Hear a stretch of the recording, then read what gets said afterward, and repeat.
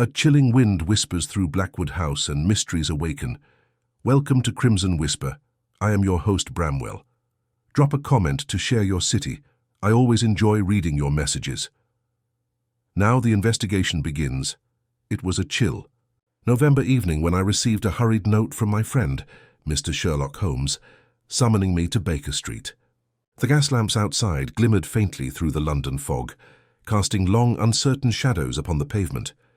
Holmes had scarcely closed the door behind me when he began pacing the room with an intensity that suggested an unusual case was afoot.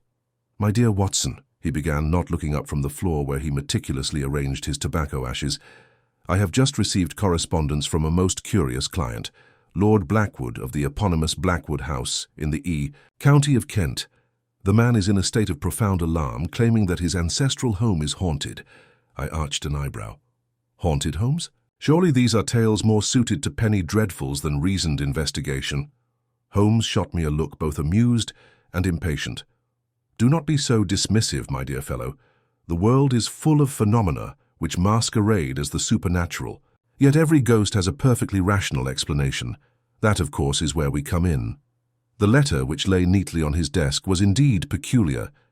It spoke of strange noises in the night, footsteps echoing through empty corridors, furniture moving of its own accord, and shadowy figures glimpsed in the periphery of vision. Lord Blackwood insisted that the disturbances had escalated over the past fortnight, driving the household staff to near hysteria. "What strikes me, Watson," Holmes continued, running a gloved finger along the margins of the letter, "is the extraordinary specificity of these claims. There is nothing vague here.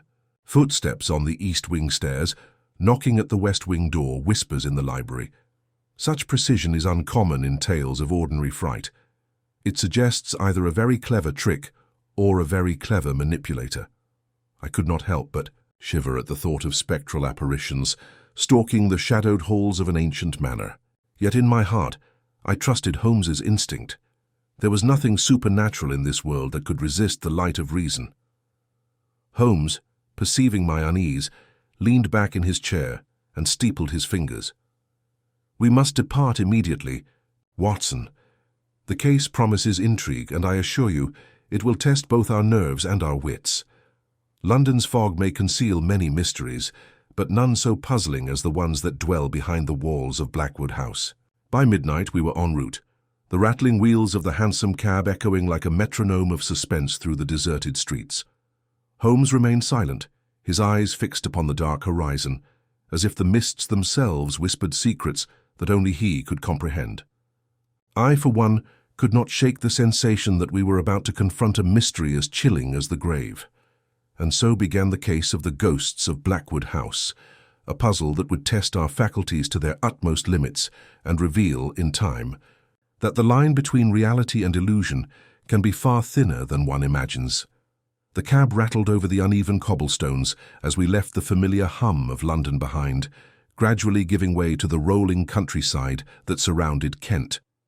The moon, partially obscured by clouds, cast a pallid light over the landscape, turning the fields into a shifting tapestry of silver and shadow. Holmes, seated opposite me, remained uncharacteristically quiet, his sharp gaze occasionally darting to the darkened horizons, as though he were already analyzing the manner before we had even arrived.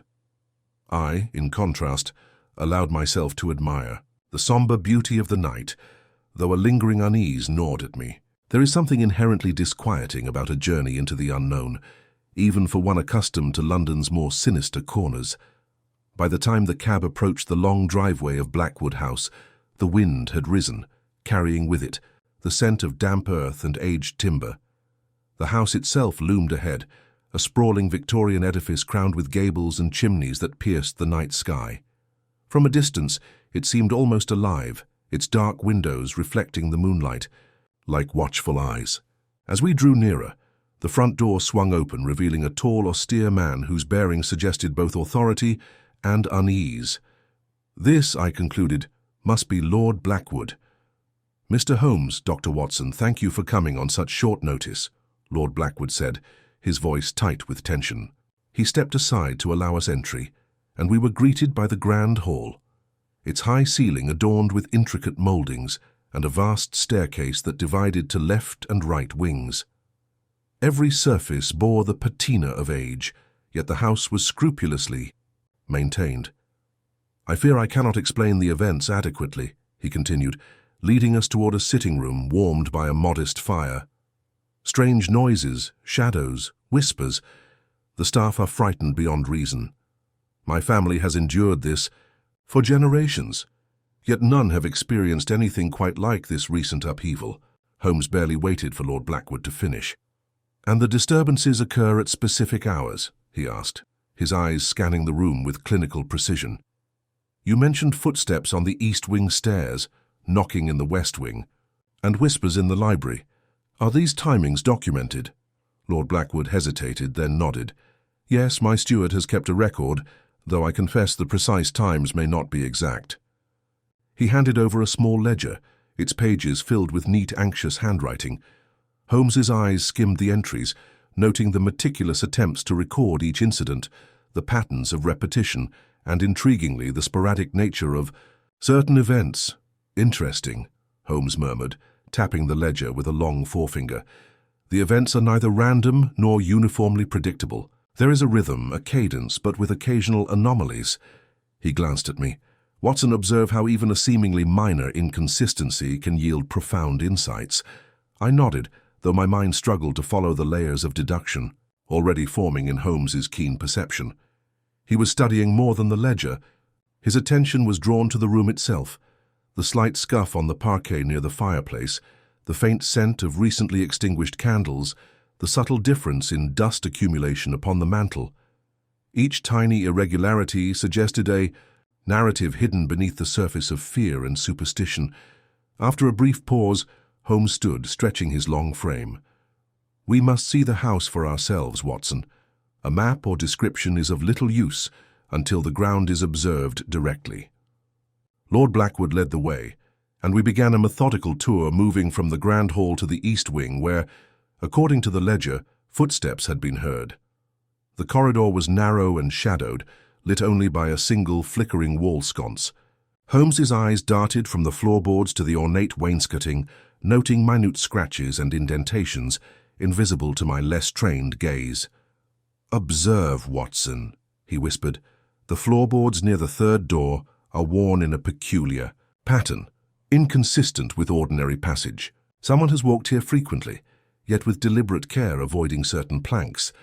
See how the dust has been disturbed unevenly." I bent to examine it, yet could make little of the pattern beyond what seemed to me ordinary wear. Holmes, however, did not require explanation. He was already drawing conclusions in silence. We proceeded to the library, where Lord Blackwood indicated that whispers had been heard. Holmes lingered by the shelves, fingering a heavy tome, then paused abruptly. "Fascinating," he muttered. "The books are all intact, yet there is a faint indentation upon the shelf, as though a volume has been removed and returned repeatedly. This may correlate with the reported whispers, perhaps an attempt to unsettle the household by simulating spectral presence. Note also the fireplace. Though clean, the soot pattern suggests recent movement, and the brass fender bears a scratch, likely caused by a hurried step." Lord Blackwood's face betrayed a mixture of awe and apprehension.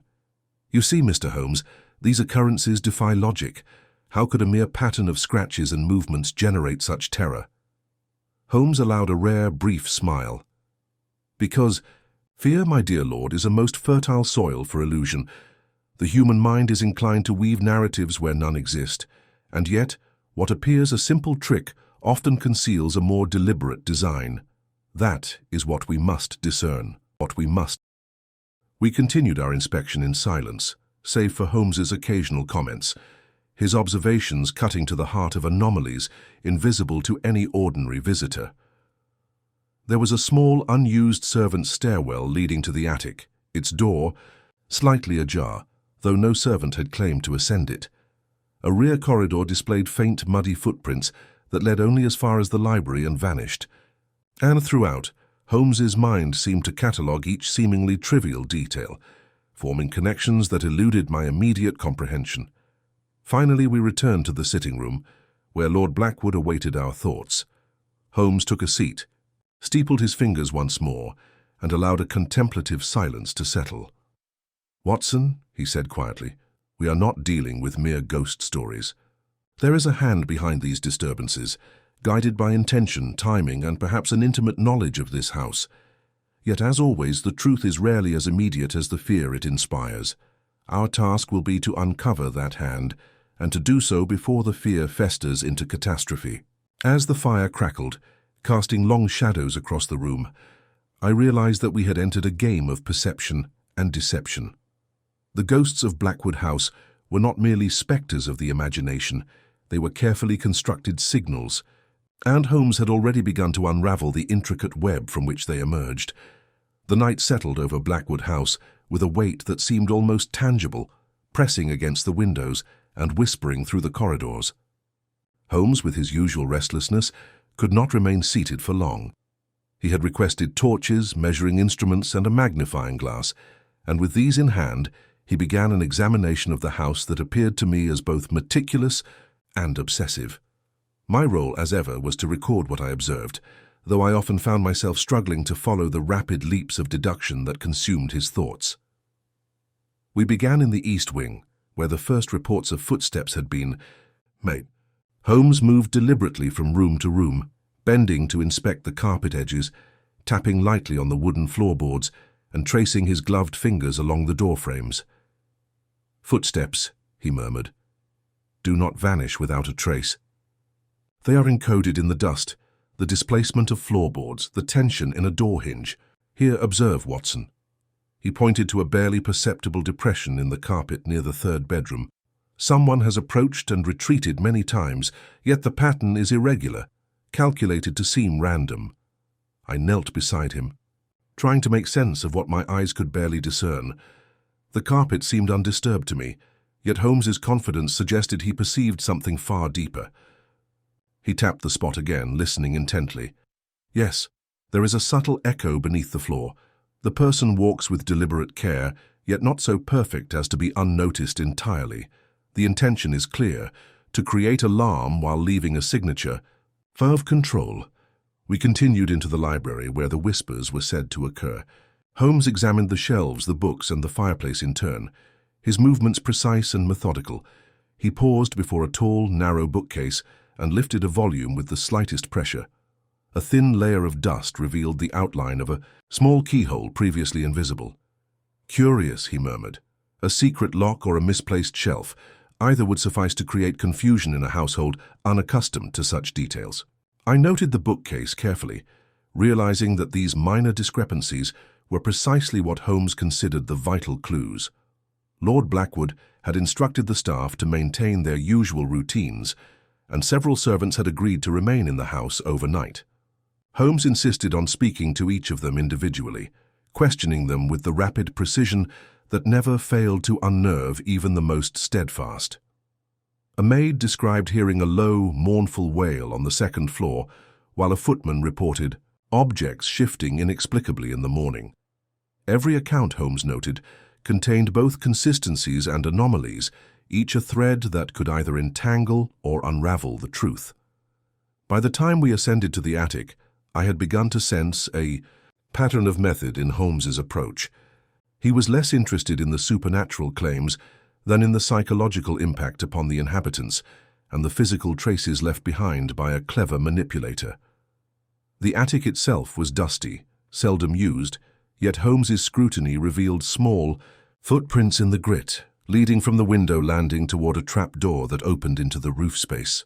"Ah," he said quietly, almost to himself, "an entrance that would allow observation without detection.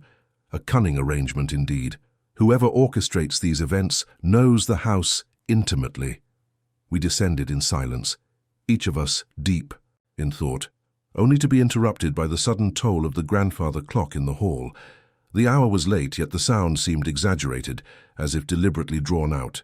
Holmes's eyes narrowed. "Notice, Watson, the clock chimes with a slight mechanical irregularity. Either it is faulty, or it has been manipulated to coincide with events elsewhere. Timing is everything when one wishes to unnerve an entire household." In the sitting room, Holmes spread a map of the house across the table and began marking points of interest, locations of reported disturbances, The secret stairwell, the library shelves, even the faint scratches in the east wing. "See here," he said, pointing to a series of small crosses along the hallways. "The disturbances form a rough pattern, almost as though someone is rehearsing their ghostly performance. Yet it is not entirely consistent. There are deliberate deviations, false signals to mislead anyone attempting rational deduction." I could not help but marvel at his ability to perceive these subtleties. To me, the house was simply a collection of creaking floors and shadowed corridors. To Holmes it was a stage, each element a carefully orchestrated part of a larger design. "Do you think, Holmes," I asked cautiously, "that these anomalies could be the work of a simple prankster?" Holmes shook his head. "No, Watson.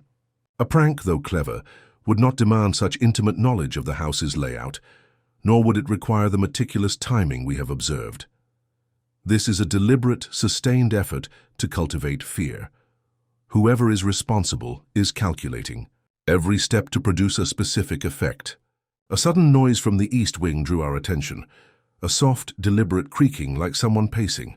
Holmes tensed, moving toward the source with the silence of a predator. I followed, heart pounding, only to find the corridor empty.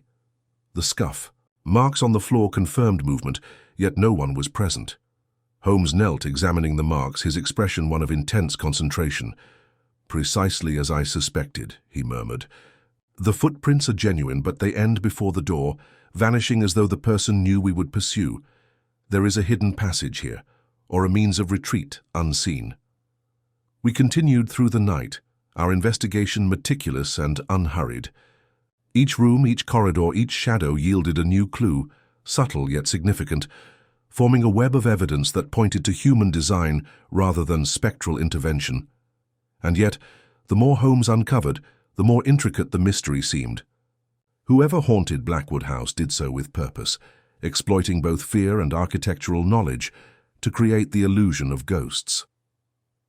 By the early hours of the morning, I was exhausted, yet Holmes remained alert, his mind alight with possibilities. He paused before the fire, steepled his fingers, and regarded me with an intensity that made my own deductions feel pale in comparison. "Watson," he said quietly, "we are at the threshold of understanding. We have observed patterns, discovered inconsistencies, and traced the footprints of intention. The next phase, however, will require not merely observation but anticipation. We must predict the actions of our unseen opponent, and therein lies the true challenge of the ghosts of Blackwood House." Morning arrived over Blackwood House with a pale, reluctant light that filtered through the tall, narrow windows, casting long shadows across the ornate floors. The household stirred cautiously. Even the servants moved with a tentative wariness, glancing nervously at empty corridors and half-closed doors. Holmes, however, appeared entirely unaffected by the lingering atmosphere of unease. He was already pacing the grand hall, notebook in hand, eyes scanning the ceiling beams and window frames, as if the very air contained messages meant only for him. Lord Blackwood had convened a small breakfast gathering, ostensibly to allow Holmes and me to interview the key members of the household.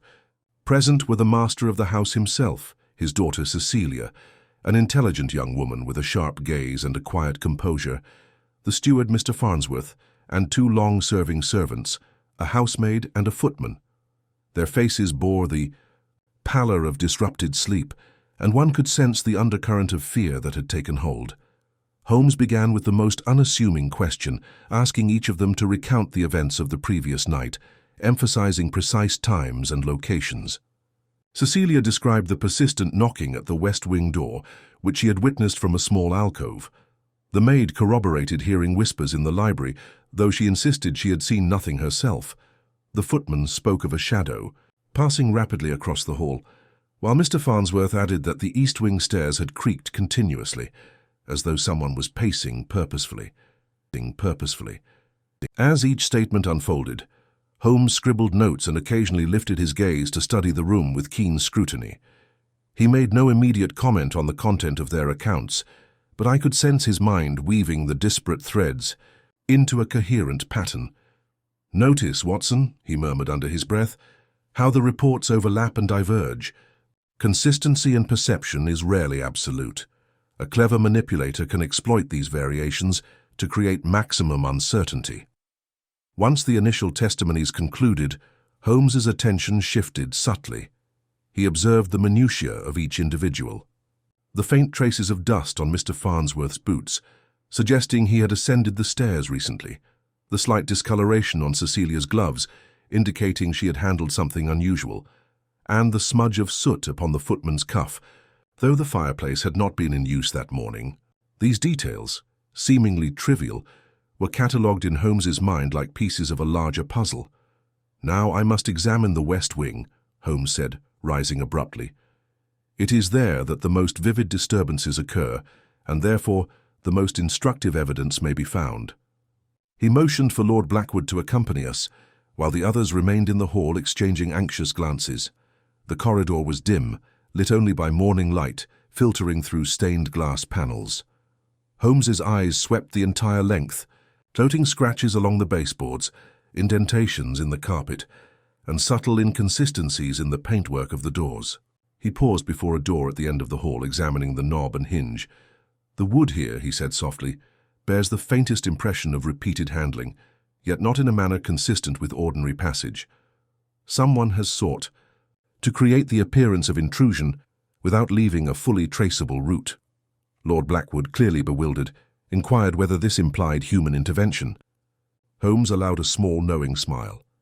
"It is my firm belief, my lord, that ghosts do not leave footprints or scratches. Fear alone cannot displace wood or alter the tension in a hinge. We are therefore observing deliberate human activity." He directed me to inspect a panel near the staircase, while he knelt to study the floorboards. With my assistance, he lifted a section, revealing a narrow cavity beneath. A single, slender footprint had been pressed into the dust inside, partially, obscured by a carefully placed handkerchief. Holmes studied it with an intensity that made my own examination feel shallow. "The print is genuine," he said finally. Her small foot, lightly shod with deliberate placement to simulate random wandering. The intruder knows exactly how to provoke curiosity and fear simultaneously. We continued our inspection in silence, each room yielding small but significant clues. A slightly ajar window in the library, smudged with grime on the sill, suggested entry or exit that could go unnoticed. A faint whiff of candle smoke lingered in an unused corridor, implying recent activity. And in the servants' stairwell, we discovered faint traces of a rope, frayed at one end, as though used for climbing or securing something temporarily. Every observation pointed to meticulous planning, not spontaneous haunting. Returning to the main hall, Holmes paused before the hearth and folded his arms. "Watson," he said, his tone carrying an unusual gravity, "we have established a pattern of deliberate manipulation. Yet the orchestrator is cunning, leaving false leads and partial clues to misdirect even the most vigilant observer. The task now is to identify motive and opportunity. Fear is the instrument, and the house itself is the accomplice." I pressed him gently for further insight, but he shook his head. "Patience, my friend. The mind must work methodically, never rushing to conclusions. It is far more instructive to watch, to listen, and to anticipate. Those who design such intricate spectacles are often more reckless than they appear, leaving a single misstep that reveals all." Lord Blackwood, growing anxious, asked whether we suspected someone within the household. Holmes allowed a momentary pause before replying. "At this stage, my lord, it would be unwise to make definitive claims, yet one cannot dismiss the possibility. Familiarity with the house, knowledge of the routines and the precise timing of events suggest an insider, or at least someone with intimate access. We must observe, Watson, as much as we investigate, and watch for behavior inconsistent with fear or surprise." The morning light had now brightened enough to reveal the full expanse of the house's interior, yet the shadows clung stubbornly to corners and recesses, a reminder of the lingering tension. Holmes moved toward the grand staircase, gesturing for me to follow. "The next phase, Watson, requires active surveillance, observation of movement, attention to inconsistencies, and understanding the psychology of fear itself. Only then will the web begin to unravel." As we ascended toward the upper floors, I realized with growing admiration how Holmes's mind worked. Every step, every pause, every detail was a deliberate piece in the larger puzzle. And though the house seemed filled with ghosts, I knew that by nightfall we would have traced the faintest of human footprints to their source, and perhaps uncover the hand that had so carefully manipulated terror in Blackwood House. The afternoon sun filtered weakly through the tall windows of Blackwood House, casting long, shifting shadows along the hallways and corridors. The house, though large and imposing, now seemed strangely quiet under Holmes's watchful eye, as if it were holding its breath in anticipation of the events to come. I followed him closely, notebook in hand, marveling at his ceaseless scrutiny of every detail that might escape a less acute observer. Every step he took, every glance he cast, carried the weight of a mind intent on unraveling the intricate puzzle before us. Holmes's attention soon returned to the west wing, where disturbances had been most frequent. He moved methodically, inspecting doors, window frames, and floorboards, noting each discrepancy with almost obsessive precision. "Observe, Watson," he said quietly, "how the disturbances cluster around areas of the house that allow for easy observation. There is both strategy and subtlety at work. This is no mere prank. It is a calculated display of control." As he spoke, Cecilia Blackwood appeared at the top of the staircase, her expression a mixture of curiosity and concern. "Mr. Holmes, Dr. Watson," she said, her voice calm yet tinged with unease. "I hope I am not intruding, but I thought you might wish to see something peculiar. I noticed it this morning." She held out a small, ornate brooch, intricately fashioned in silver and set with a single garnet. "I found it in the library, on a shelf I never placed anything upon. I do not know if it is of importance, but it seemed out of place." Holmes took the brooch with a gentle, deliberate motion, examining it under the light. His eyes, sharp and calculating, traced the edges, noting the fine scratches and minute deposits of dust that suggested repeated handling. "Indeed, my dear Miss Blackwood," he said at last, "this is an intriguing clue. It is neither purely accidental nor entirely innocuous. Someone has placed this deliberately, perhaps to test the attentiveness of the household, or perhaps to send a message to those who watch closely." We continued our survey of the West Wing, and it soon became evident that the disturbances were concentrated near certain rooms, particularly those most frequented by Lord Blackwood and his daughter. Holmes observed the angles of staircases, the positioning of doors, and the locations of mirrors, noting how each element could be used to simulate movement or create an illusion of presence. "A masterful manipulation of spatial perception," he murmured. "Notice how reflections and shadows can mislead even the most vigilant observer. Yet such arrangements leave subtle traces, inconsistencies that reveal the true hand behind the deception." It was during this inspection that we encountered our first possible human suspect. Mr. Farnsworth, the steward, appeared unusually flustered when we approached him, wiping his hands on a towel and avoiding direct eye contact. Holmes, with a slight lift of his eyebrow, asked casually, "Mr. Farnsworth, were you near the East Wing during the early hours of this morning?" Farnsworth's lips pressed into a thin line. I was attending to household duties, sir, as always. I do not—" He hesitated, his eyes flicking toward the staircase. Holmes's gaze sharpened, and I sensed the weight of scrutiny pressing upon the steward. "Curious," Holmes said softly, more to himself than to anyone else. "There is a tension here, a subtle avoidance, and yet nothing concrete. At least, for now." He directed Farnsworth to describe his movements in precise detail, noting every pause, every shift in posture, every tiny contradiction that might indicate concealment or fabrication. Cecilia, meanwhile, offered to show us the library once more, explaining how she had observed shadows move along the walls despite no one being present. Holmes nodded appreciatively, asking her to demonstrate the route of the shadow as she had seen it.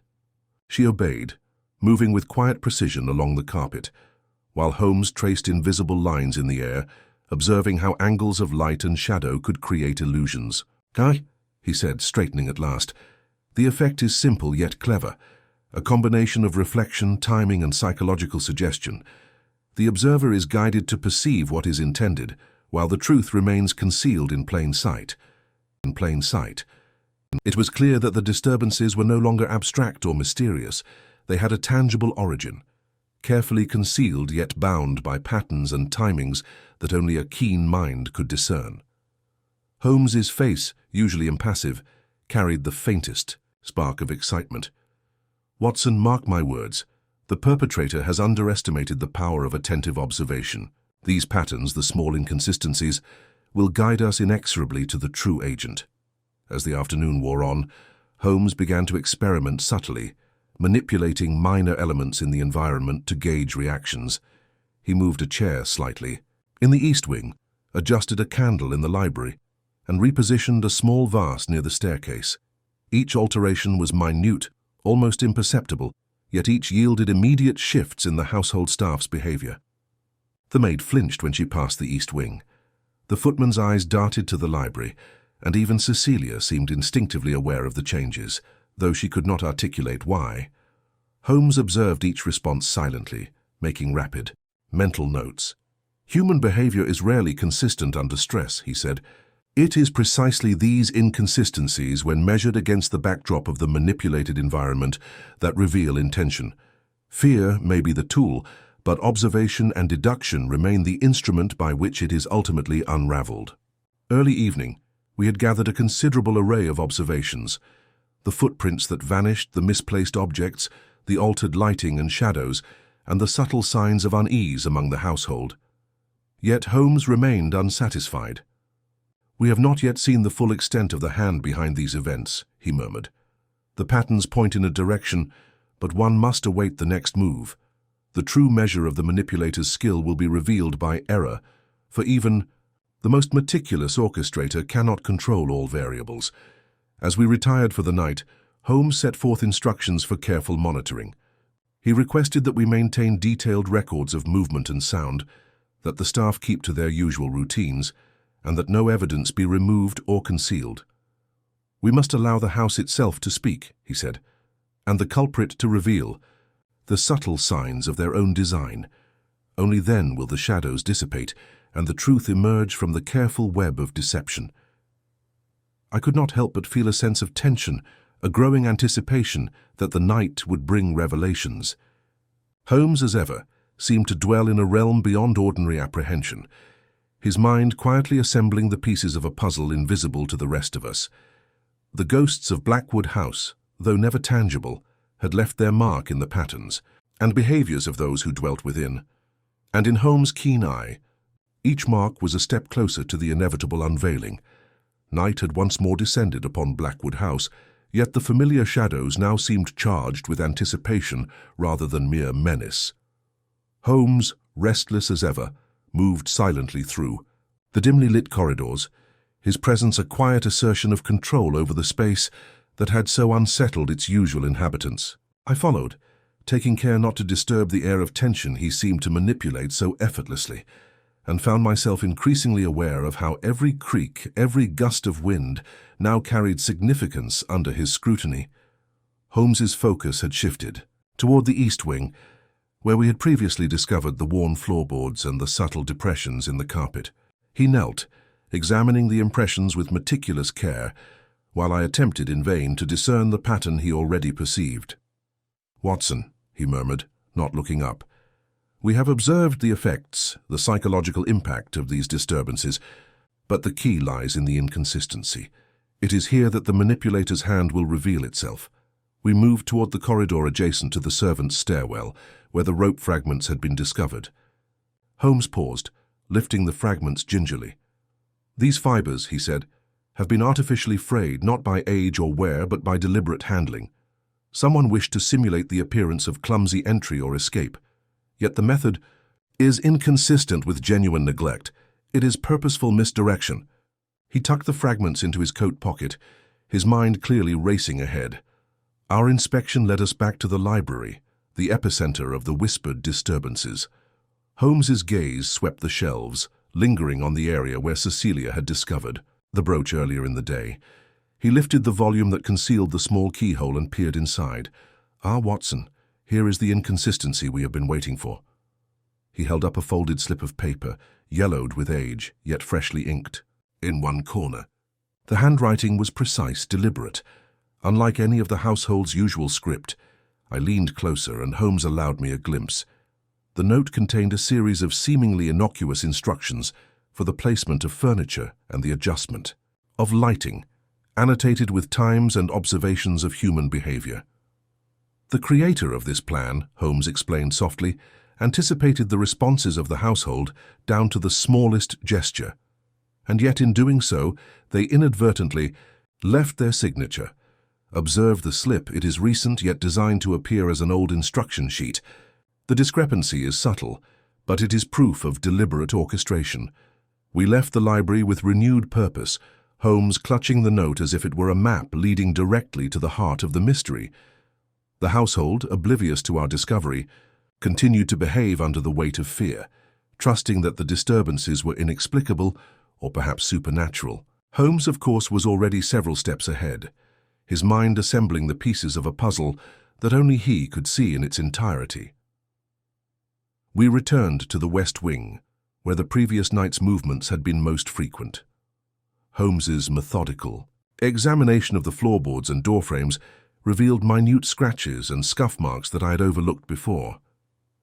"Notice, Watson, the repetitions," he said, pointing to a series of subtle abrasions along the threshold of a small antechamber. "The manipulator has practiced their route numerous times. They are confident in the effect of their work, yet they leave traces sufficient for a careful observer to deduce the method. The consistency of inconsistency is the secret clue."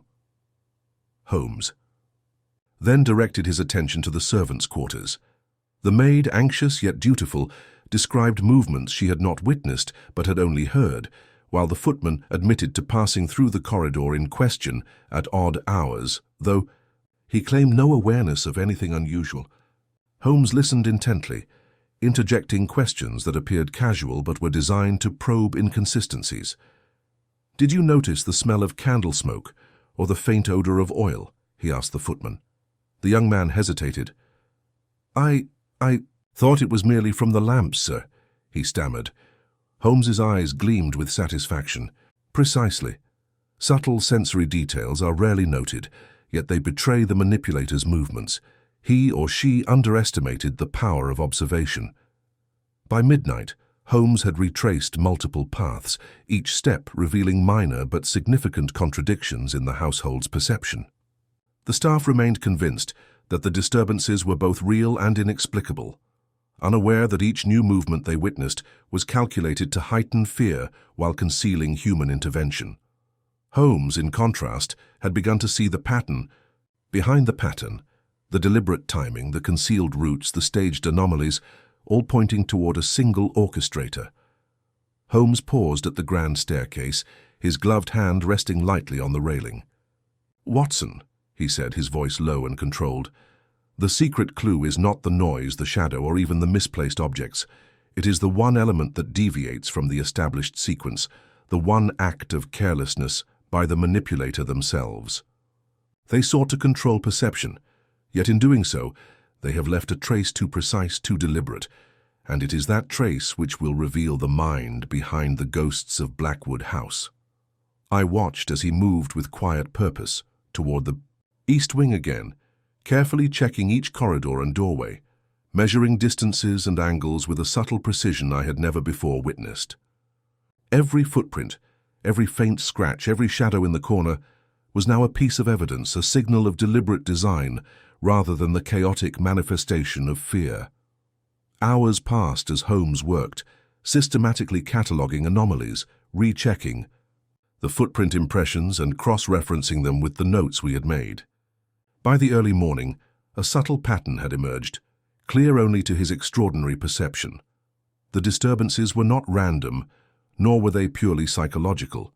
They were engineered to manipulate the household into predictable responses, to create a stage upon which a single individual could operate unseen. Holmes finally leaned back against the railing, steepling his fingers and closing his eyes briefly. "Watson," he said, his voice carrying the quiet triumph of insight, "we now know more than the household ever will. They perceived the ghosts of Blackwood House, but we perceived the engineer behind them. All that remains is to wait for the next calculated move. When it comes, the manipulator will reveal themselves by their own hand, and then the mystery will take its next decisive turn. And so we waited, alert but patient, poised on the threshold of discovery, the secret clue, now firmly in Holmes's grasp, ready to illuminate the path toward unmasking the orchestrator of terror. The evening descended with a heavy stillness, broken only by the distant hoot of an owl and the occasional rustle of wind through the ancient trees surrounding Blackwood House. The household had grown tense, its occupants quietly aware that the disturbances, though subtle, had not ceased. Holmes moved through the halls with his usual silent efficiency, his keen eyes catching the smallest irregularity in floorboards, window panes, and shadows. I followed closely, noting how his focus had sharpened since the discovery of the secret clue, and I sensed that we were on the brink of a decisive development. It was the sudden peal of the grand hall bell that shattered the relative calm. The servants, startled, rushed to the source, only to find the vestibule empty. Holmes, however, raised a single finger and motioned for me to remain calm. "Watson, observe. A new disturbance arrives, precisely calculated in its timing. It is not random. It is deliberate, meant to provoke a response, to unsettle, and above all to reveal character." We moved quickly toward the east wing, where the disturbances had begun, and immediately noticed a new anomaly. The parlor door, which had been locked for hours, now stood ajar. Inside, the faint scent of candle smoke lingered in the air, though the candles themselves had been extinguished. Holmes crouched, examining the floor, and pointed to a small, triangular fragment of fabric caught on the edge of the rug. "Aha," he whispered. "We have our first tangible movement since the secret clue. The manipulator is becoming emboldened, making a misstep in the precision of their performance." The household staff soon arrived, peering nervously into the parlor. Cecilia Blackwood's expression was anxious but composed. "Mr. Holmes, it seems the disturbances are growing bolder. How can one contend with a presence that moves unseen?" Holmes smiled faintly, his gaze unwavering. "Miss Blackwood, the presence is not supernatural. It is orchestrated with human intent, and the more audacious the manipulator, the more revealing the errors. Observe closely, for it is in mistakes. That truth is often found." As he spoke, a muffled sound reached our ears, a faint scraping along the far wall. Holmes stiffened, moving silently toward the source. I followed, my pulse quickening as he approached the rear of the parlor.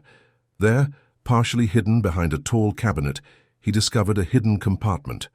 Within it lay a set of papers, meticulously arranged, detailing the timing, routes, and anticipated reactions of the household over the past several nights. Holmes's eyes gleamed. "Watson, this is confirmation. The manipulator is both meticulous and presumptuous, confident that their notes will remain concealed. Yet their thoroughness is their undoing. Every pattern, every predicted reaction, every meticulously recorded step is evidence of human control, not ghostly influence." The sudden creak of the staircase drew our attention. Holmes moved swiftly to intercept, and we discovered the footman standing at the top, a look of nervous anticipation on his face. "Sir," he stammered, "I heard movement in the east wing." And Holmes held up a hand, his eyes sharp. "Yes, we understand, but note the timing. The movement you heard coincides precisely with the manipulator's schedule. They wish to be observed indirectly, testing responses, drawing attention to themselves without direct exposure." It was then that the second incident occurred, far more dramatic than any prior disturbance. A sudden crash reverberated from the west wing, followed by the sound of shattering glass. The household rushed toward the commotion, and we discovered that a large mirror, previously secured to the wall, had been toppled deliberately. The fragments littered the floor, reflecting fractured images of the room in chaotic patterns. Holmes knelt among them, examining the angles and placement. "Intentional placement," he murmured, "designed to mislead and intimidate. Yet see how the edges of the fragments reveal the direction and force applied. This is no accident, but the calculated action of someone well practiced in the house's architecture." Cecilia trembled slightly, stepping back from the shards. "It is as though the house itself conspires against us," she whispered. Holmes shook his head, his expression one of calm certainty. "The house is merely a tool, The hand that wields it is human, and it is this hand that we must now trace. We spent the remainder of the night following subtle indicators left behind in the wake of the incident. Scuff marks in the carpet leading to a service corridor, a faint trail of candle wax along the banister, and a small, overlooked key lying near the broken mirror. Holmes catalogued each with meticulous care, noting the minute deviations that betrayed the manipulator's identity. By the early morning hours, it became evident that the manipulator had grown overconfident. The deliberate staging of disturbances, once precise and subtle, now exhibited faint but significant errors. Holmes observed a slight hesitation in the placement of the mirror, an inconsistency in the wax trail, and a misalignment in the scuff marks. "Confidence is the enemy of perfection," he said quietly. "The manipulator believes they can control perception entirely. Yet each human action carries its own signature, and that signature has begun to reveal itself." He then proposed a strategic maneuver, subtle yet brilliant. "We shall allow the next disturbance to proceed," he explained, "but under controlled observation. By doing so, we force the manipulator to reveal themselves in a manner they cannot suppress. The errors are intentional traps we set for human folly, Watson, and I assure you the reveal will be most instructive." I watched as he positioned small indicators, displaced rugs, strategically lit candles, and subtle notes of misdirection to create a controlled environment. Holmes's mind was already several steps ahead, anticipating reactions, calculating timing, and predicting human behavior with a precision that left me both awed and apprehensive. As the night deepened, we awaited the orchestrated movements, poised, for the moment when the manipulator, driven by overconfidence and obsession with their own cleverness, would step into the snare Holmes had prepared. The house, silent and watchful, seemed to lean in as well, holding the secret of its ghosts within its ancient walls, awaiting the moment when deception would be laid bare. The house lay in near suffocating silence, broken only by the occasional crackle of the fireplace and the measured tick of the grandfather clock. Holmes had stationed us strategically near the east wing corridor, where the previous disturbances had been most audacious.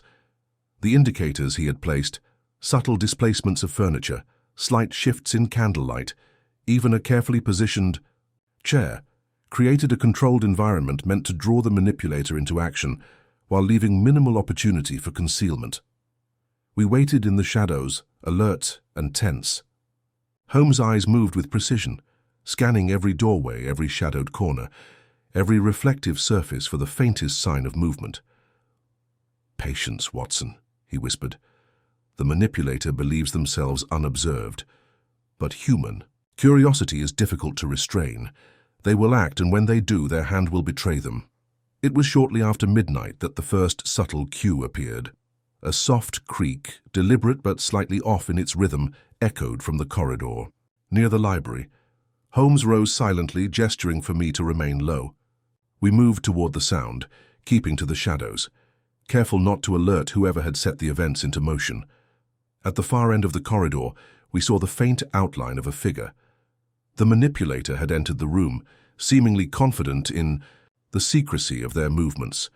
Holmes observed the individual with keen interest, noting the slight hesitation in their step, the careful placement of each foot to avoid obvious traces, and the subtle tension in their shoulders. Every detail spoke of practiced cunning, yet revealed the same vulnerability that Holmes had anticipated. The figure reached the area where we had arranged the subtle indicators. As expected, the manipulator paused, seemingly perplexed by the slight shifts in furniture and candlelight. Holmes's lips curved in the faintest smile. "Notice, Watson," he murmured.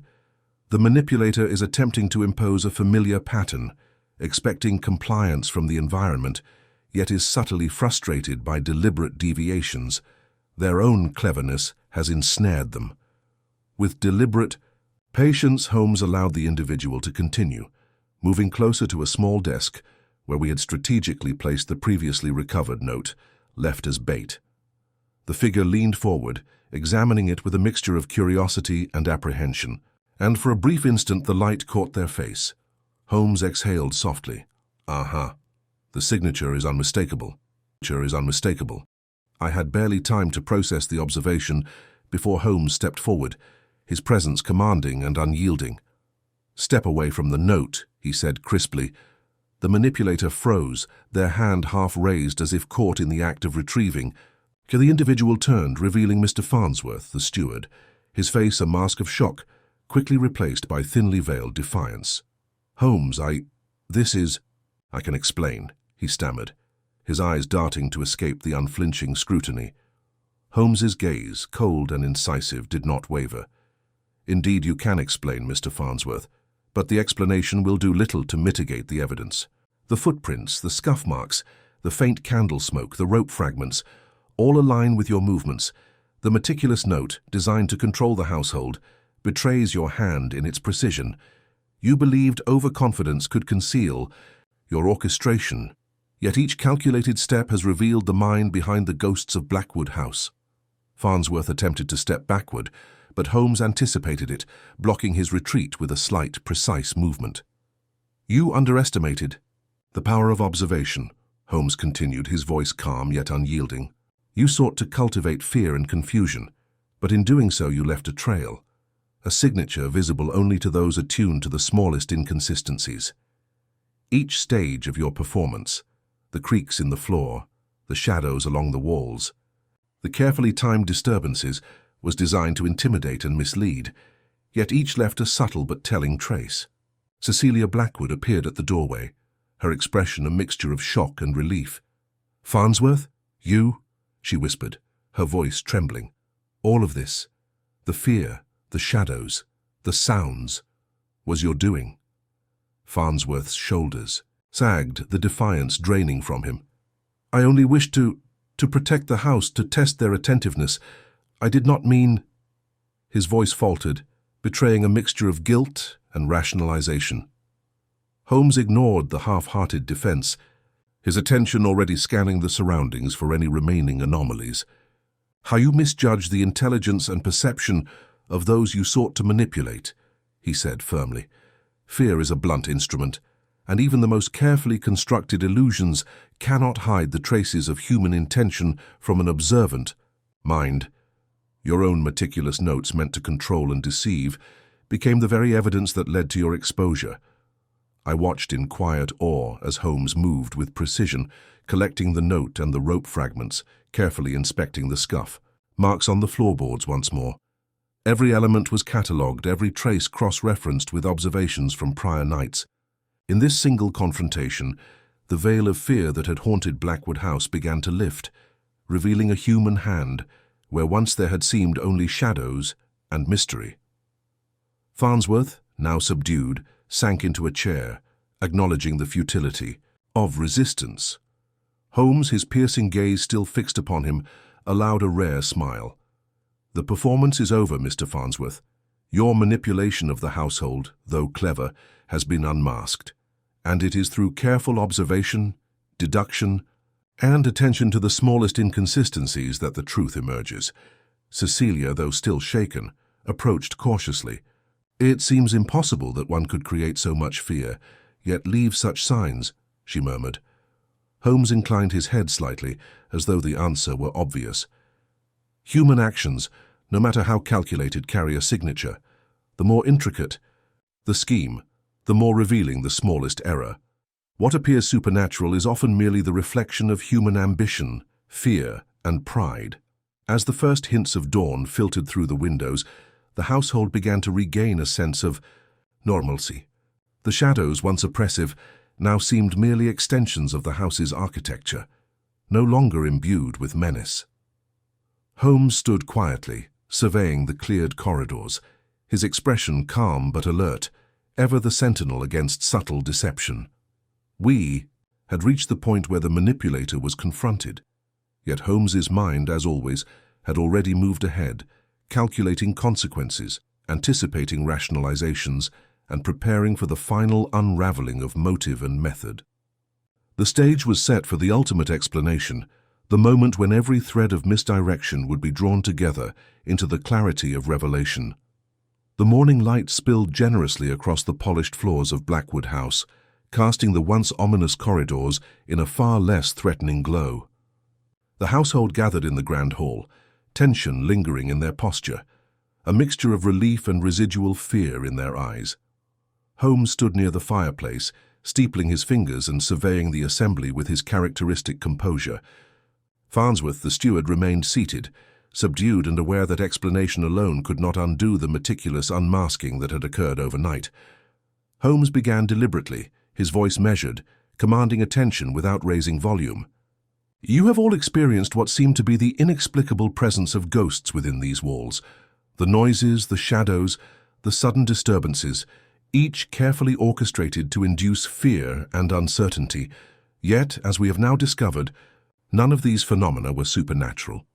All were the product of human design, intended to manipulate perception and test the attentiveness of those within the house." He motioned toward Farnsworth, who sat with his head bowed, and continued. "Mr. Farnsworth, you sought to create the appearance of haunting. You timed movements to coincide with periods of minimal observation, yet incorporated subtle inconsistencies to test human reaction. The scattered objects, the deliberate creaks in the floors, the shadows cast through altered light, all were carefully considered components of your performance, and yet in your meticulous orchestration, you left a signature visible to the observant eye." Farnsworth lifted his gaze, shame evident in his expression, yet he attempted to offer justification. "I only wished to prepare the household, to ensure that we might detect any intruder or threat unnoticed. I did not anticipate that my methods would cause such fear." Holmes's piercing gaze did not waver. "Your intention, though perhaps protective in your mind, does not mitigate the deception and its consequences. Observation reveals truth, Mr. Farnsworth. In attempting to control perception, you left behind traces of every action, footprints, scuff marks, displaced objects, even the pattern of candlelight altered to mislead. And it was through careful attention to these details that the true nature of the disturbances was discerned." He then turned to the rest of the household, his tone shifting to one of instruction and revelation. "Notice, all of you, how fear can amplify perception, how expectation can distort reality. Each of you interpreted the movements and sounds in the house as evidence of something beyond explanation, because the mind, under duress, tends to assign intention where there is none. The manipulator relied upon this tendency, creating a scenario in which shadows and sounds could be mistaken for the impossible. Yet even in such an environment, observation and reason remain the tools by which truth can be extracted." Holmes moved to the east wing, pointing out subtle details as the household followed. "Consider the footprints in the west corridor," he said, indicating a faint pattern in the carpet. They were deliberately placed to simulate random wandering, yet the spacing, depth, and orientation reveal control. The secret note discovered in the library was the most telling clue, a record of actions and anticipated reactions. Designed to appear as routine instructions, it betrayed the mind that authored it through subtle inconsistencies in ink and handwriting, timing, and placement. Cecilia, still recovering from the shock, spoke hesitantly. "So everything, the knocking, the shadows, even the mirror falling, was planned?" Holmes inclined his head. "Exactly, Miss Blackwood. Each phenomenon served a purpose: to test, vigilance to create fear, and to assert control. The mirror, carefully toppled, was not a random accident but an exercise in misdirection. Its placement and the pattern of its fall revealed more about the manipulator than the household could have discerned. Observation of these errors allowed us to predict and intercept the movements, leading directly to the revelation of the responsible party." He paused, letting the implications settle over the room. "The central lesson, then, is twofold. Meticulous planning can conceal, yet it cannot entirely erase the human signature. And conversely, fear and expectation can deceive even the most cautious observer, unless tempered by careful attention and deductive reasoning. All the phenomena of the ghosts of Blackwood House were designed to exploit these human tendencies. And it is through the careful measurement of inconsistencies and observation of human behavior that they were ultimately unmasked." Farnsworth lowered his eyes once more, resigned to the inevitability of consequences. Holmes addressed him directly. "Your ingenuity was considerable, Mr. Farnsworth, Yet overconfidence and the need to observe human reactions led to your exposure. The path of deliberate misdirection is narrow, and any deviation, even subtle, can illuminate the operator's identity. Your efforts, while meticulous, left a trace only visible to those who knew where to look. The household exchanged glances, a mixture of relief and awe evident in their expressions. Even in the wake of fear, Holmes's explanation had restored a sense of rational order to the house. The once ominous corridors and shadows now appeared as they had always been: walls, floors, and ceilings, neutral spaces manipulated only by human intention. Holmes, as he often did, allowed the moment of triumph to remain understated, his satisfaction tempered by his constant pursuit of the next puzzle. "Let this case serve as a reminder," he concluded, "that the mind's perception is both a powerful tool and a source of vulnerability. Fear may cloud judgment, yet clarity arises through observation and reason. The ghosts that haunted Blackwood House were never beyond explanation. They were merely waiting for the proper mind to reveal their origin." As the household absorbed the resolution, I found myself reflecting once more on Holmes's extraordinary abilities, the precise balance of observation, deduction, and psychological insight that had unraveled what seemed, at first, entirely inexplicable. Even as the immediate crisis ended, I understood that in Holmes's world, no puzzle was ever truly finished. Each solution was but preparation for the next mystery, another invitation to exercise the extraordinary powers of his intellect. The morning sun had fully risen by the time the household began to resume its ordinary rhythm, though the tension that had gripped Blackwood House over the past days lingered faintly, like an echo in the corners of the rooms. Holmes and I moved through the halls once more, surveying the subtle aftermath of the disturbances, now rendered harmless by the revelation of their human source. Furniture was replaced, mirrors rehung, and the lingering traces of candle smoke and scuff marks attended to by the staff. Yet it was clear that the lessons of careful observation and measured deduction would remain imprinted upon the minds of all who had witnessed the events. Holmes walked with his usual deliberate stride, his eyes absorbing every detail of the house, as though noting them for some larger ongoing analysis. I, as always, tried to follow his train of thought, yet found myself marveling anew at the subtlety with which he integrated observation, inference, and human psychology into an inseparable whole. "Remarkable," I murmured. "How an entire household could be manipulated so thoroughly, yet so precisely unraveled, through nothing more than careful attention to small inconsistencies." Holmes cast me a glance, the faintest trace of a smile playing at his lips. "The extraordinary, Watson, is often concealed in the ordinary. The human mind, when guided by fear, can perceive complexity where none exists, and yet even the most careful manipulator cannot erase the footprints of intention. The study of human action, coupled with meticulous observation, is always revealing." We paused at the top of the grand staircase, surveying the house from above. Cecilia approached, her expression softened now by relief and gratitude. "Mr. Holmes," she said, "I cannot thank you enough. The fear that has gripped this house for days, it feels as though a weight has been lifted, and yet I find myself in awe of your insight. How could one mind perceive so much, while the rest of us saw only shadows?" Holmes inclined his head, modestly, his eyes briefly flicking to the delicate patterns of light on the floor before returning to her face. "It is neither talent nor genius, Miss Blackwood, but attention and method. The mind that observes without expectation, that measures without presumption, will find what others overlook. Your fear was real, yet the shadows that haunted you were no more than reflections of human action, heightened by imagination." Farnsworth remained seated, subdued but calm. The weight of accountability had replaced the arrogance he had displayed in orchestrating the disturbances. Holmes regarded him for a moment before speaking. "Your creativity and thoroughness were evident, Mr. Farnsworth, yet the desire to control perception, to manipulate others through fear, is an avenue fraught with exposure. Every action, no matter how deliberate, leaves a trail. You may consider yourself fortunate that no harm befell anyone physically. Your lessons here, I trust, are clear." Farnsworth inclined his head in acknowledgement, the humility of defeat tempered by the faint recognition of his own ingenuity and overreach. The household, collectively relieved, began to move with the cautious normality of those who had glimpsed disorder, but had survived it intact. Holmes and I remained for a few moments longer, walking the quiet corridors, noting that the house itself, once a stage for fear, now seemed restored, its architecture neutral, its shadows simply shadows. As we prepared to take our leave, Holmes paused at the doorway to the main hall, his expression reflective. "Watson," he said softly, "each case is a study in human perception.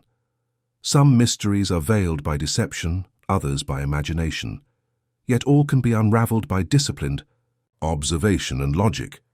The ghosts of Blackwood House were a creation of human design, yet they have reminded us, as all cases do, that the mind itself can be both tool and trap."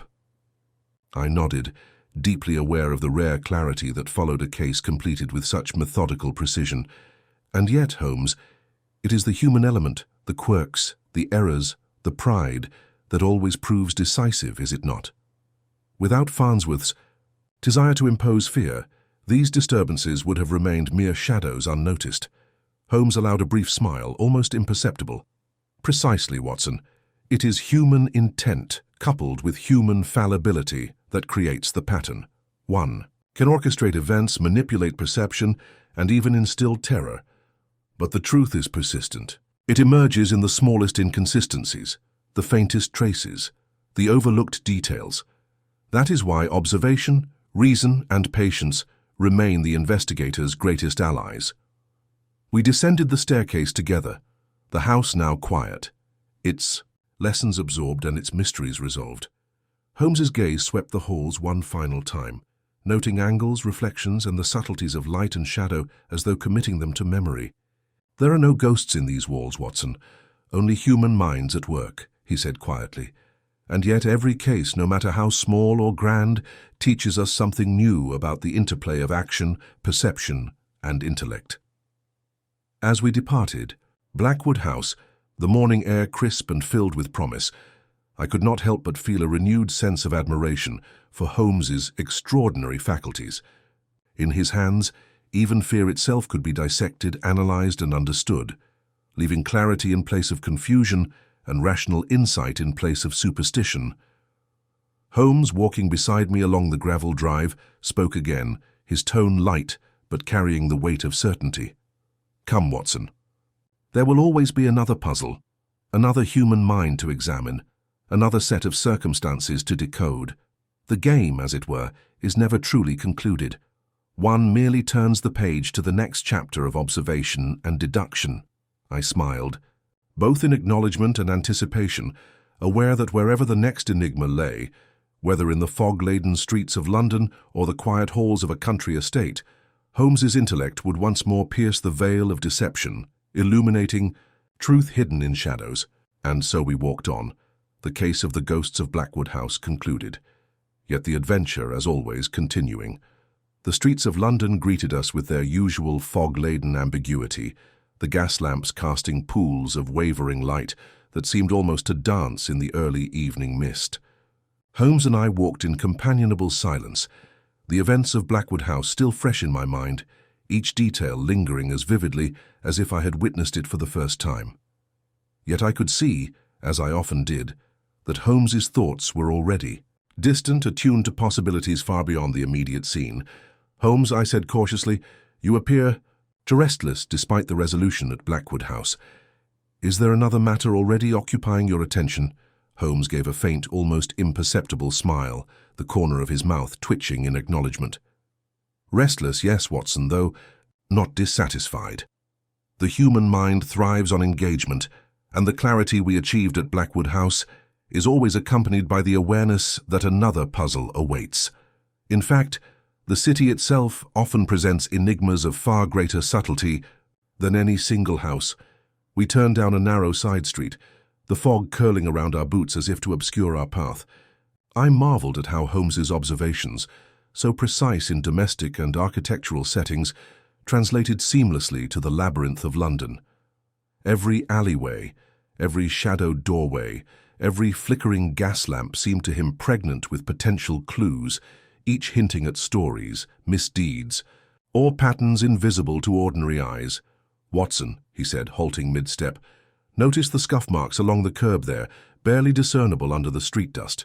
They suggest a hurried transit of some vehicle, likely a cab, but note the peculiar spacing, uneven, indicating repeated stops. And observe," he continued, pointing to the faint traces of mud on the adjacent paving stones, "how the soil adheres in a pattern consistent with a single individual leaping from carriage to sidewalk rather than a group. Small details, yet they speak volumes about the movements and intentions of those involved." I followed his gaze, attempting to see what he saw, and slowly the impression of deliberate human action emerged where I had previously perceived nothing more than random disorder. "Remarkable," I breathed, "to think that such minute traces can reveal the manner of travel, even the state of mind of the person moving through them." Holmes inclined his head slightly, eyes scanning the surroundings like a hawk.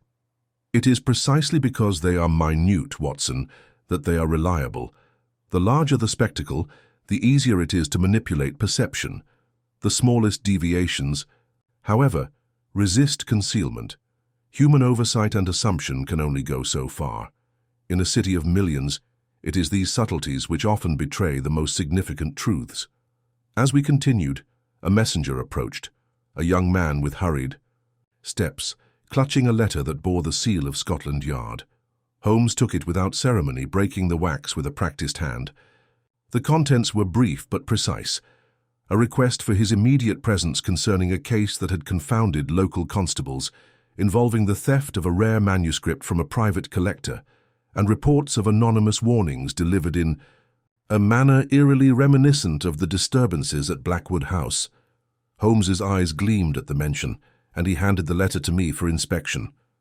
"Watson, the game is afoot once more, though on a grander, more public scale. Observe the pattern: misdirection, psychological pressure, and precise orchestration of human perception. We saw it in miniature at Blackwood House. Here, the stakes are magnified. And mark my words, the solution will require no less scrutiny, nor any less attention to the subtlest irregularities." We made our way to a nearby cab stand, the horses stamping impatiently in the mist. Holmes climbed in first, giving instructions with calm authority, and we were soon racing through the winding streets, the cityscape blurring around us. As the cab rumbled forward, I reflected on the contrast between the intimate terror of Blackwood House and the larger, more impersonal dangers that now awaited us. Yet Holmes's mind seemed undisturbed, already dissecting the possibilities, the route taken by the thief, the deliberate placement of warnings, the motives behind both the crime and its theatrical presentation. "Notice, Watson," he said quietly, "the criminal mind often reveals itself through its artistry, as much as through its error. The smaller the detail observed, the more revealing it becomes. In Blackwood House, it was subtle inconsistencies and deliberate misdirection. Here the same principles will guide us, though the stakes and the stage are considerably larger. As the cab turned toward the elegant neighborhood of Mayfair, the anticipation was palpable. Holmes's posture was tense yet controlled, his fingers tapping lightly against his knee, eyes alert to every pedestrian, carriage and window through which he might gather observation. I realized, with a mixture of awe and apprehension, that the city itself had become a vast extension of his investigative domain, each street and alley a canvas upon which the patterns of human behavior might be discerned and interpreted. By the time we reached the collector's residence, a stately townhouse with its own air of mystery, I could feel the same electric tension that had gripped Blackwood House. Holmes leapt from the cab, his sharp gaze assessing the doors, windows, and subtle disturbances in the environment. Before we even reached the threshold, it was clear. The stage was set for another encounter, one that would test not only his powers of observation and deduction, but the very limits of human cunning and misdirection. Holmes glanced at me, the familiar spark of excitement in his eyes. "Watson, prepare yourself. What we encountered at Blackwood House was merely the prelude. Here the true measure of intellect and subtlety will be tested, and it is our task to discern order amidst what appears, to others, to be chaos. Every detail counts, every action speaks, and the game once more is undeniably afoot. With that, we crossed the threshold into the house, the faint echo of footsteps on marble signaling the beginning of a new and intricate mystery, one that promised to engage every faculty of observation, deduction, and reasoning that Holmes had so relentlessly cultivated over the years. The foyer of the Mayfair residence exuded an understated elegance, its polished marble floors and gilded moldings reflecting the afternoon light streaming through tall windows. Yet beneath the surface, an unsettling tension pervaded the air.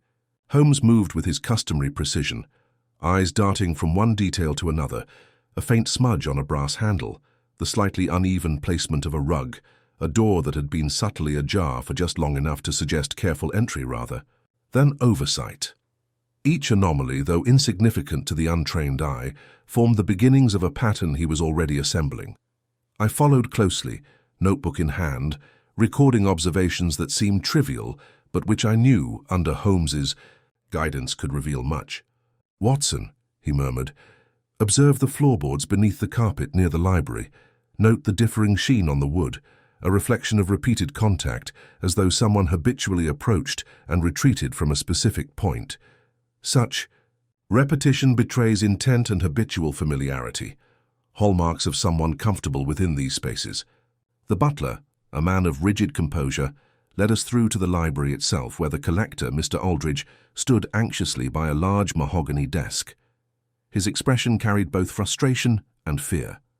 The stolen manuscript was not merely valuable, but irreplaceable, and the manner in which the theft had occurred suggested a mind both methodical and theatrical.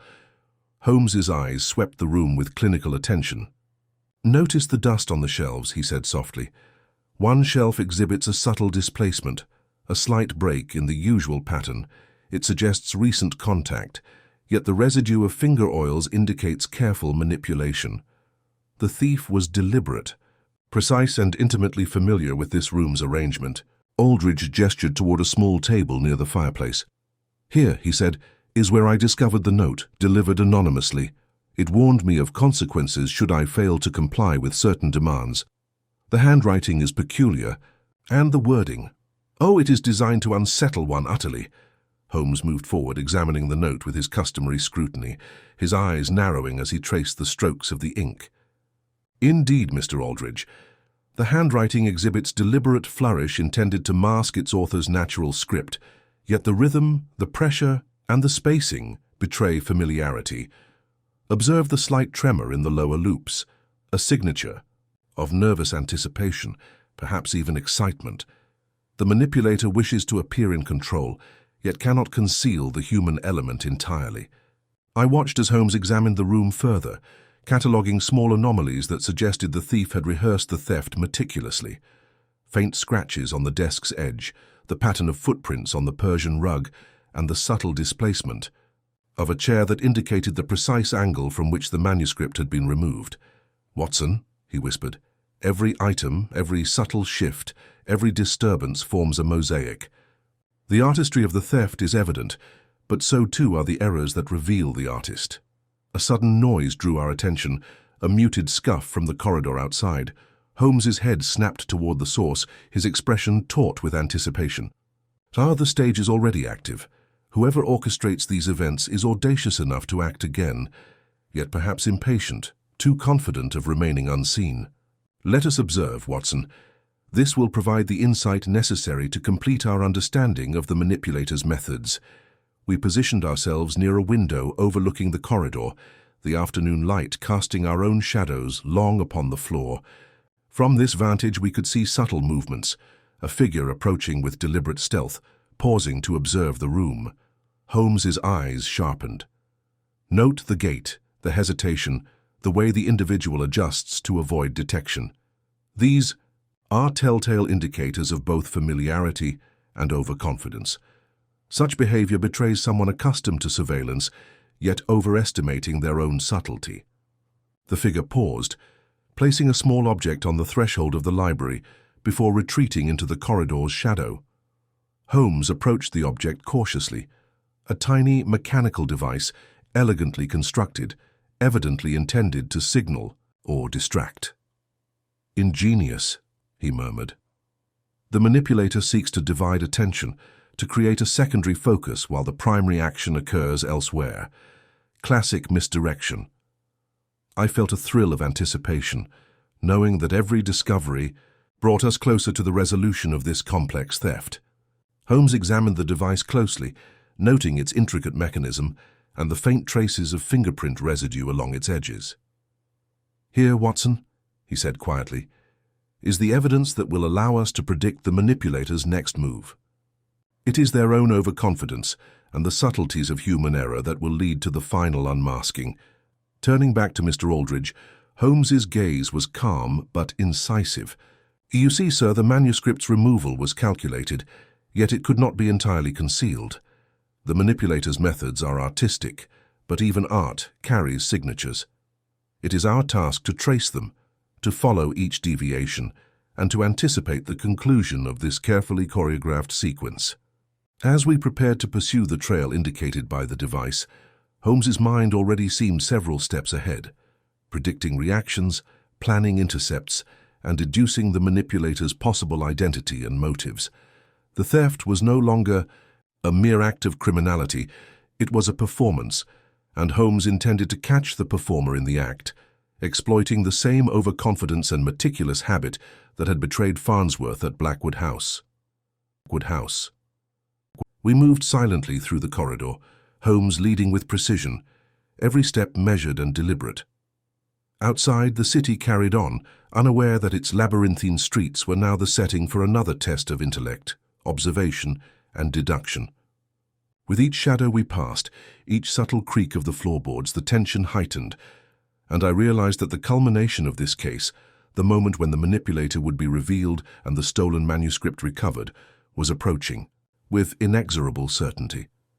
Holmes paused at the threshold of an adjoining study, glancing back at me with that familiar intensity. "Watson," he said, "prepare yourself. The final act is near, and in a matter of moments, observation, deduction, and the immutable logic of human behavior will converge to reveal the truth. The manipulator, despite all their cunning, will be compelled by their own errors to step into the web we have so carefully woven." The house, quiet yet pregnant with anticipation, seemed to hold its breath as we advanced into the final stages of pursuit. Shadows stretched and shifted with the fading light, and I sensed that in another few minutes the intricate dance of misdirection and deception would yield to clarity, and the author of the theft, clever, meticulous, and human, would be exposed. Holmes gestured for me to remain just inside the doorway of the study, his expression taut with concentration, eyes scanning every shadow and every reflective surface. The afternoon light had begun to wane, casting long flickering lines across the polished wood floors, but to Holmes it seemed that even in such fading illumination no detail could escape his scrutiny. A sudden movement near the far desk caught his attention. A figure, a man of medium height, careful in his motions but betrayed by the slight tremor in his hand, had returned to inspect the manuscript, no doubt to verify that its absence had gone unnoticed for long enough. Holmes's lips curved in a faint smile. "Observe, Watson," he whispered, "how overconfidence leads the manipulator into action even when detection is imminent. Human anticipation cannot override instinctive habit." With deliberate calm, Holmes stepped forward, his voice clear and commanding. "Mr. Pembroke." The man froze instantly, caught between flight and confrontation. "Step away from the desk. Your attempts at concealment and misdirection have been observed at every turn, from the entryway to the placement of your device in the corridor. Your cleverness is matched only by the faintest traces of human error that have revealed you." The intruder's eyes widened, shock and realization mingling in equal measure. "Holmes, impossible, how could you?" he stammered. Holmes's gaze did not waver. Impossible perhaps to those untrained in observation and deduction, yet the smallest inconsistencies, smudges on the doorknob, scuff patterns in the carpet, the mechanical device's placement, formed a narrative that could not be misread. You believed your theatrical misdirection sufficient, but every action carried the imprint of intention. I stepped closer, recording the scene, noting how Holmes had already anticipated the man's rationalizations.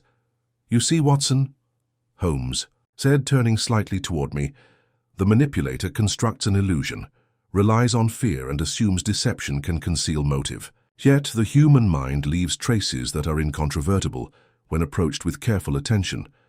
Our friend here underestimated observation and the power of logic." Mr. Pembroke sank into the nearest chair, the bravado he had carried in planning. The theft dissolved in the face of unassailable deduction. I only sought the manuscript for its historical value," he confessed, voice low and trembling. "I did not intend harm, and I believed no one would perceive my method." Holmes inclined his head, his tone measured yet stern. "Intentions do not erase consequences, and methodical misdirection cannot mask the truth from a disciplined eye. You calculated fear, distraction, and precision, yet overlooked the subtle patterns of human action that betray even the most meticulous mind. Every hesitation, every repetition, every device left a signature, your signature." Holmes paused, sweeping the room with his gaze, ensuring every observer, Aldridge, the butler, and ourselves, understood the unfolding clarity. "The manuscript has been recovered, unscathed, thanks to the anticipation of movement and careful tracking of inconsistencies. Each clue, from the faint traces of dust to the mechanical device, has been accounted for. The seemingly chaotic series of actions was never random. It formed a coherent pattern, decipherable by logic alone. And it is through such reasoning that the human mind can pierce the veil of deception." Mr. Pembroke's shoulders slumped, and Aldridge stepped forward, both relief and lingering incredulity in his expression. "So, it was you, Holmes, who saw what we could not, and all along the manuscript was within reach, yet we were blind to the signs." Holmes's expression softened, his rare modesty surfacing briefly. "It is not the hand alone, but the mind that observes it, that uncovers truth. Fear, expectation, and misdirection can obscure reality, but they cannot eliminate the logic inherent in human behavior. We did not simply recover a stolen object, we demonstrated that clarity and patience reveal the narrative hidden in action." The constables arrived shortly afterward to take Mr. Pembroke into custody, his confession already having paved the way for justice. Holmes, as always, had allowed the law to complete its function without unnecessary dramatization. The manuscript was returned to its rightful place, carefully examined and secured, and the house exhaled the tension that had held it captive.